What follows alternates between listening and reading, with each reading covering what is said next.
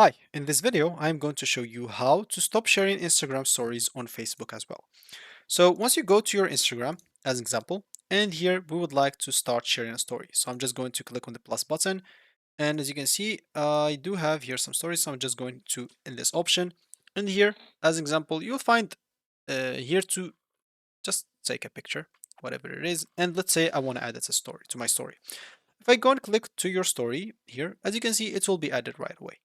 So if this story, and if you go, of course, to, let me just go out. If you go to Facebook and you find the same story in here, so example, I don't find it, what you'll need to do is simply go again to your story. So of course, you'll have to go to the story, exactly that's once, scroll up a little bit, go to the icon or the settings icon at the top left, scroll down to the bottom, you'll find here share with your story to Facebook. If you have it on, as you can see, this will automatically share your Instagram story as your Facebook story.